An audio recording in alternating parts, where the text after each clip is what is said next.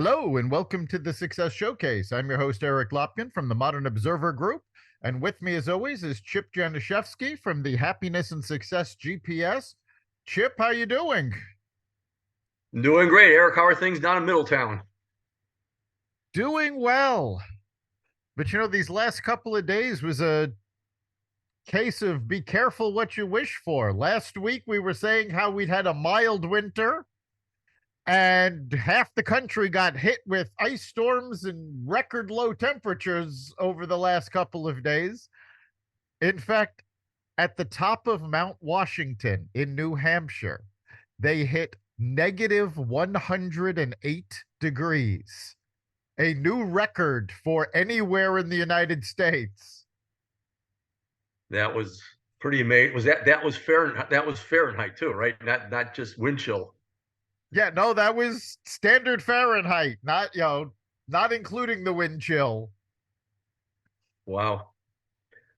Glad I wasn't up there. Yeah, no kidding. That was my first thought was it's a good thing nobody lives up there. Yeah. Oh, so, but yeah, we in Connecticut we've been lucky all winter long. We just had one shovelable thing in December, and but we did get down when I got up Saturday morning. It was -7 with the wind chill and the -20s, and by yesterday afternoon and today it's back in the 40s, and for the next week and a half, the 10-day forecast, it's still going to be warmer than normal. So perhaps we'll Yeah, have a really snowy March. I don't know.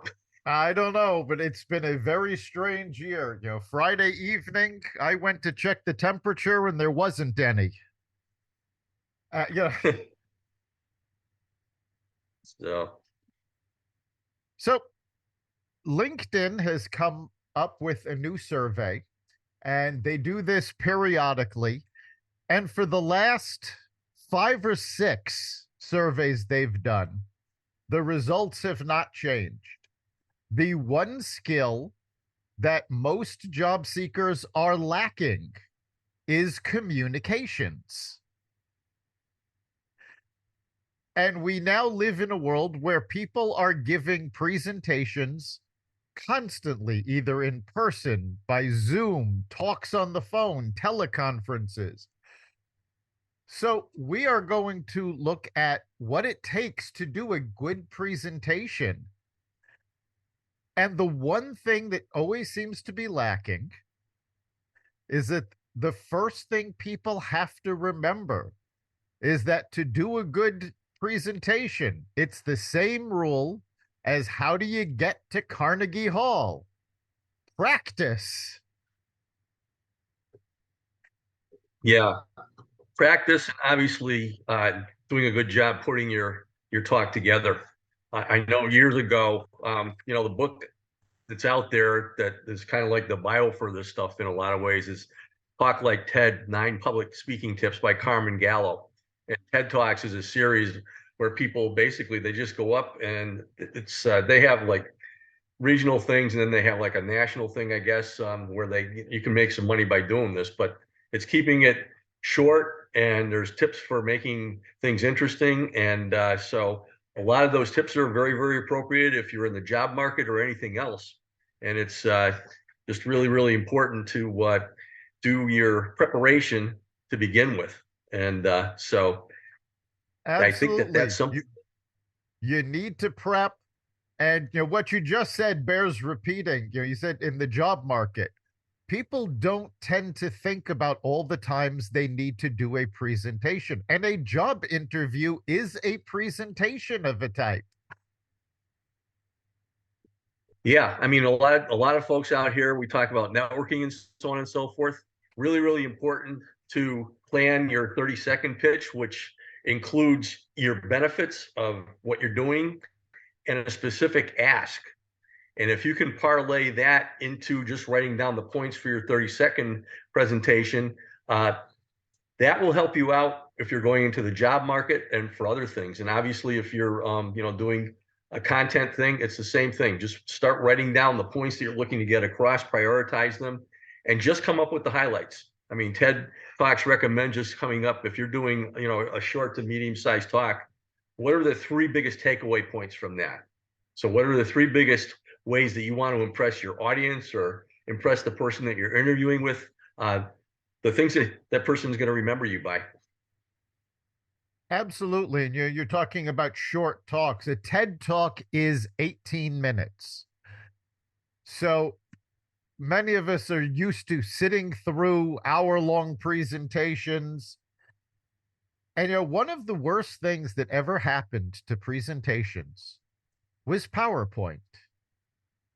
Because we've all sat through 45-minute, hour-long presentations where somebody gets up on stage and reads PowerPoint slides. And in some cases, they'll actually hand you the presentation before they start. And I actually love when presenters do that, because within 5 minutes, all they're doing is reading the presentation. You have it in your hand. And what I've always done is left, because I've got the presentation. I don't need to hear somebody else read it. So I've just gotten back an hour in my day. But as a presenter, that's really not what you want people to be doing. No, absolutely not. I mean, for PowerPoint presentations, one of they go over this in detail in the book, and I know that you do presentations, I do presentations, and I know that I tend to ramble on. That's never happened in one of these podcasts. I'm just kidding, but I tend to ramble on. And the thing about slideshows is the recommends here contain no more. This is for a TED Talk. Contain no more than 10 slides, last no more than 20 minutes, and use a font size up to 30 points, no less than 30 points. But what's most importantly is that the slideshow should be you. In other words, all it's going to do is guide you. If you're just reading slides for 20 minutes, just as you said, you have the presentation in front of you, you can walk out.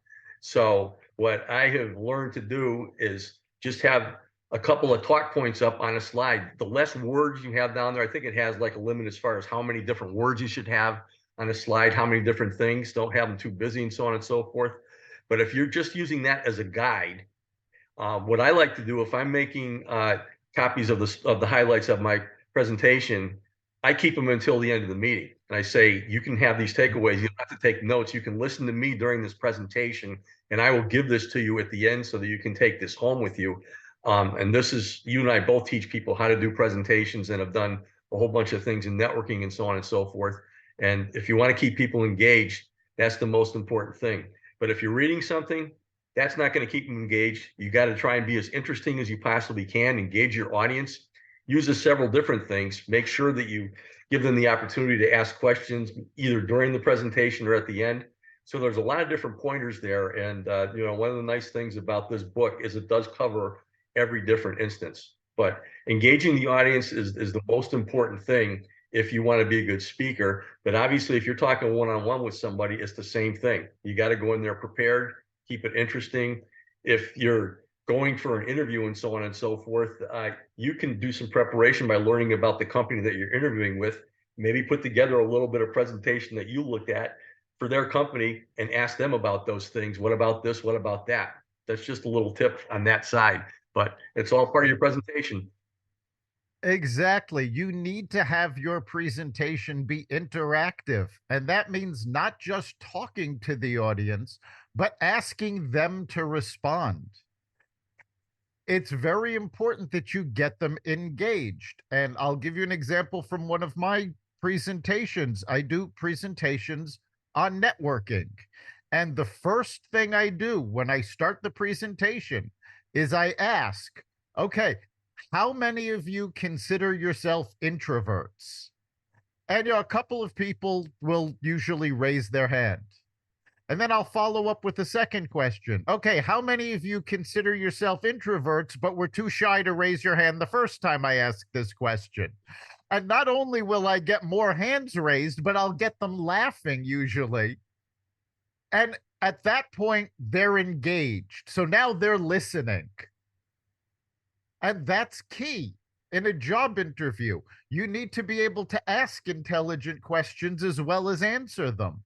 When you're doing a presentation via Zoom or on the phone, You need to have some sort of feedback. So that can be questions. With Zoom, you've got um, ways for them to raise their hand. When it's depending on the size of the group, usually it's best if it's especially a large group, you want to leave questions till the end. But if it's a small group, let them ask questions during or break into your presentation several times to say, does anybody have any questions? Especially if you're talking about a complex topic. Yeah, and obviously, if you're using Zoom, the other thing, if it is a larger group, is you can have them put uh, their questions in the chat box and just say you'll get to that more towards the end of the meeting and so on. But as far as you're talking to people, as far as being introverts and so on and so forth, the first thing you brought up today, which is really the most important thing, is practicing. And by practicing that, not this isn't your talk, but just asking them that, by practicing that, immediately they know that you're just natural, just like they are. You're just engaging the audience that way. So part of what you need to practice is not just being technical and so on, but just being yourself and engaging and being natural out there, because people will really see right through you if all you're out there is to just, do this in really, really boring fashion. People want to be engaged, and that's so important. And obviously, that's a great way to do that. I mean, when I start networking meetings, which I think I've talked about this before, if I have a room full of networkers there, 40 or 50 people, I'll say, okay, how many people came here today trying to sell the room? And a lot of people are going to raise their hands saying, wow, there's 50 people here and everybody's going to want to buy something.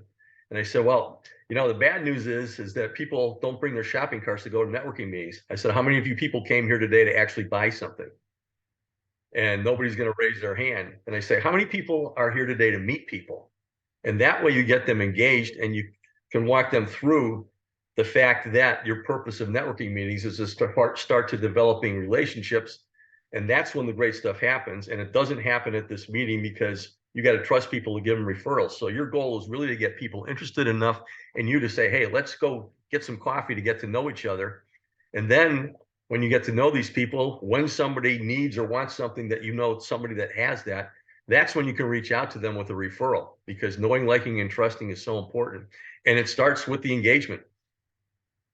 Absolutely. You have to engage people. And if you are giving a talk on a topic, people are there to get the information on that topic.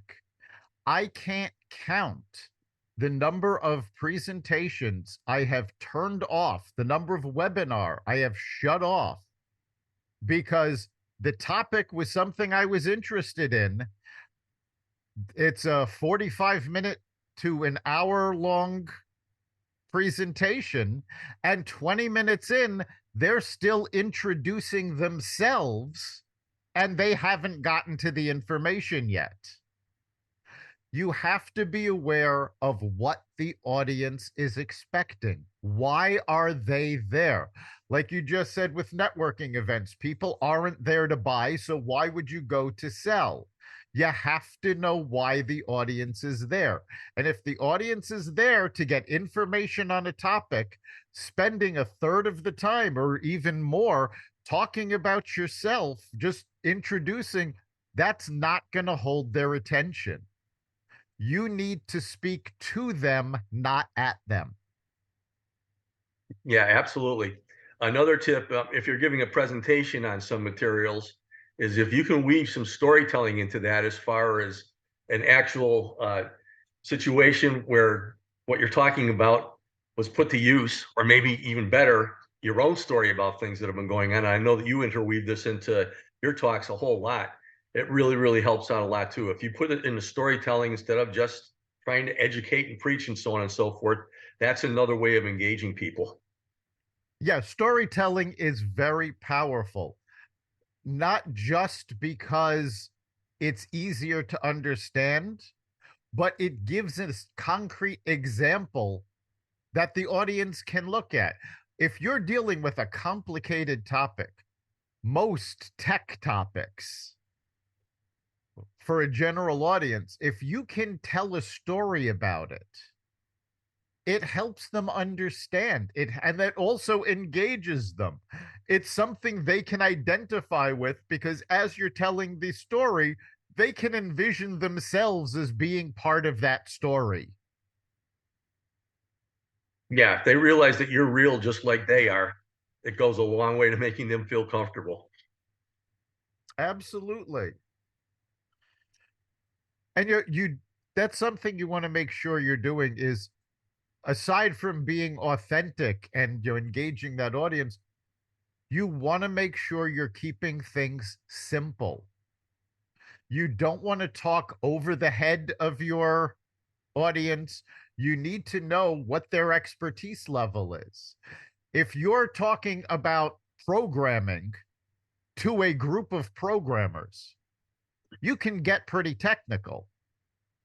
But if you're talking about using software to a bunch of folks that have never seen that software package, you need to make things as simple as possible. And in fact, Google has a rule within their company when they are giving presentations. They are only allowed to use images on their slides. They can't use bullet points. They can't use detailed descriptions. They've got to break everything down to an image so that it's as simple as possible. And you want people to be able to follow along. And a great formula for this when you're giving a talk is you start by telling them what you're going to tell them. You give a quick overview about what they're going to learn from that talk. Then you give the talk. You actually tell them what you're telling them. And that's where you'll go into your details, and that's where they'll learn. And then before you go to Q&A, you review and you tell them what you already told them, because that repetition helps them absorb the information. Yeah, I mean, what you're talking about is just starting to talk strongly, get engaging them right off the bat. And so the tips here says the beginning of your presentation is crucial. You got to grab attention and hold it. They'll give you a few minutes grace to entertain them, but you got to start strong. And basically, strong does not mean going over your whole biography for the first 10 minutes of the talk to tell people all your qualifications and so on and so forth. Chances are, if they're coming to see you, that's going to be in the promo anyway. But just get out there and be yourself. Make eye contact with them, engage them, and smile, and just make them feel comfortable. Yeah, the comfort level is important, because if people are judging you, they're not paying attention to what you're talking about.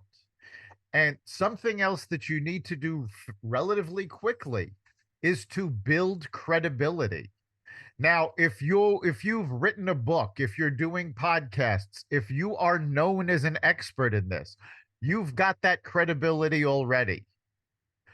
But if you don't, you need to either establish your credibility very quickly, or there's a technique that you can borrow credibility. And that's done by starting off with quotes from a credible source, or quoting information from a reliable research where the data has the credibility. But you have, either way, whether you're relying on your own credibility or the credibility of the information you're presenting, you need to establish credibility quickly. Because if you get 10 minutes in and people start going, oh, this person doesn't know what they're talking about, you've already lost them. And once you lose an audience, it's very hard to get them back. Yeah, absolutely. You mentioned quotes, and that's one of the things that I love to use in my talks, especially since I'm talking about motivational things, because there are quotes that I use oftentimes that go way back to Cicero and Galileo and all these other people. And I always, to engage the audience, I said, I had to put these quotes in because I don't want to try and make them up myself, and these guys are too good anyway. So it's a good way to preface, what you're doing. But it's a great way to get the point across. And sometimes I include the quotes in my takeaways that I give to people, because those are good things to just plaster here, plaster there. A lot of them are just to give you self-confidence and things like that. Put things in really, really simple perspective when things are complicated out there. But that's a really, really great way to do things, is to use other people's material. And that does establish your credibility, because if you don't have it yourself and you're using other people's out there, your audience is going to know that you put in a whole lot of work to put this presentation together. You're not just sitting out here talking. Right. It shows you've done the research. And ironically, many speakers are hesitant to use other people's quotes, other people's data. They think they have to do everything themselves. And that's simply not true. You always have to attribute where you got the data, who said the quote. But there's nothing wrong with using somebody else's information. Obviously, you're not going to use somebody else's complete presentation. You need to make it your own. But when you're reading business books, very often you will see in the books that they are quoting from other people's books. They'll say such and such, who's an expert in organization and wrote XYZ book. That doesn't diminish your credibility because you're relying on someone else. It shows you've done the research. It shows you're taking this seriously, and it helps your audience take you seriously. Yeah, using books actually increases your credibility. I do that a lot in my slideshows. I'll actually have the cover of a book on the slide and tell people this is a book that you really need to get to read. I got a lot of things out of this, and I always am very happy to share reading lists with people because nobody knows everything, and we all learn things by learning from other people. I mean, we've talked in the past as far as the habit of reading books every day and doing other types of personal development. It's not just for you, it's to share with other people. I mean, that's what this is all about. So it's really, really important to do that. And I love using those as templates for in my talks as far as what people, if they want to get more information on this, get this book, get the habits of highly effective people, other things like that. It's really, really important. Right. And as you said earlier, you're pulling information from Talk Like TED. And TED Talks are known to be very professional speaking engagements. People always are engaged in them, inspired by them. So learning to talk like that and using the book Talk Like TED is a great resource for learning your own. The other, and of course, there's a number of books, but legendary presenter was Steve Jobs. And there are many books that talk about how to do a presentation like Steve Jobs did. And it was all about knowing the information, being engaging, and practice, practice, practice. Do your presentation in a mirror, talk in a mirror, invite a few people to see your presentation and get feedback from it. No matter how many times you do a presentation, there's always room for improvement. And of course, the information on the topic can change over time. I've done presentations on social media. I don't think I've ever done exactly the same presentation twice because the technology behind social media changes so quickly. Yeah, absolutely. In the book Talk Like TED, it says it's 9 public speaking secrets. We've talked about a few of them so far: passion, storytelling, having a conversation, and so on. Section number 2 has 3 different points about not being novel. And point number 1 is to teach people something new, something unfamiliar that they weren't expecting to learn at this. The second one was really interesting, and whether I don't know if you're going to have an opportunity to put this into your own presentations, but if you do, it's fun. It says deliver jaw-dropping moments. And one of the people that he referenced who did a TED Talk was Bill Gates. And in that, he was talking about the danger. Bill Gates did a whole lot of things environmentally and things like that. He wanted to make a point about the dangers of malaria. He brought in a jar of mosquitoes, and Gates said, malaria is, of course, transmitted by mosquitoes. I brought some here just so you could experience this. We'll let these roll around the auditorium a little bit. There's no reason only poor people should have the experience. And then he did, obviously the mosquitoes weren't malaria expected, but his jaw-dropping moment.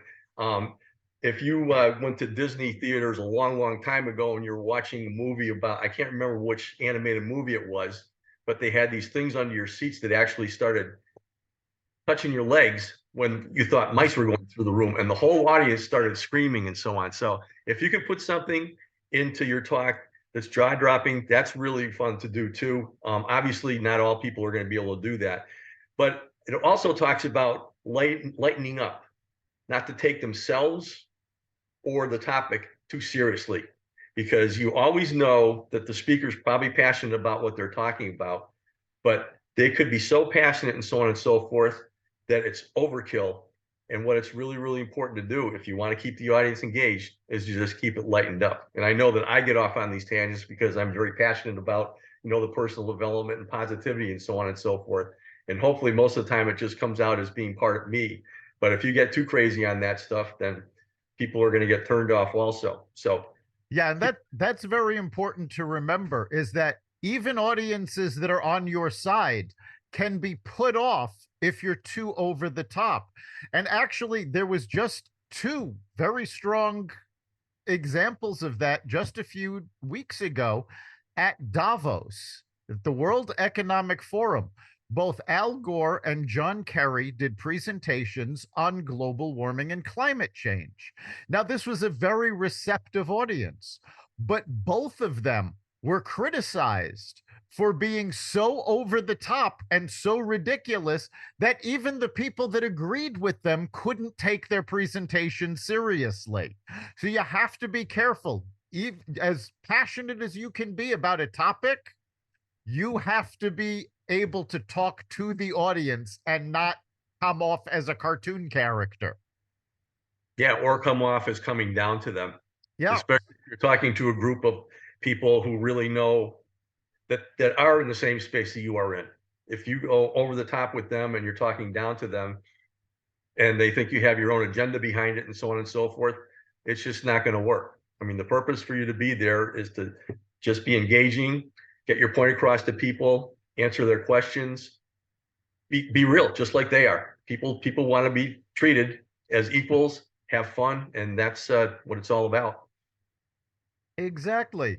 And we are actually coming up on the end of our time. So, Chip, what do you think is the big takeaway that people should remember before they start their presentations? Well, what I would get this book or just download the key points that we just talked about. But practice is really, really important, and not just the material, but your delivery, being natural. It's really, really important to put the whole package together and just be engaged and realize that your audience is there to have a conversation with you and to learn. And the better time that they have as far as their own comfort level while they're there, the more memorable you are going to be. Absolutely. I think, yeah, practice is definitely key. I think another key point that I want everybody to remember is be engaging. Talk with the audience, not to them. It's important that they're in on the joke, so to speak. You want them to come along with you. A presentation is a journey from start to finish, and you want them to be on the journey with you. You don't want to lose them part of the way through. So practice what you're doing, know your topic, but have fun with it. Relax and let people know who you are. Be authentic. You've been listening to the Success Showcase. You can catch us each episode at xvadio.com/podcasts, the Apple Podcasts app, Google Podcasts, Spotify, iHeartRadio, Stitcher, Amazon Music, Audible, and wherever you find podcasts. Remember, make this your best week ever and make next week even better. We'll see you then.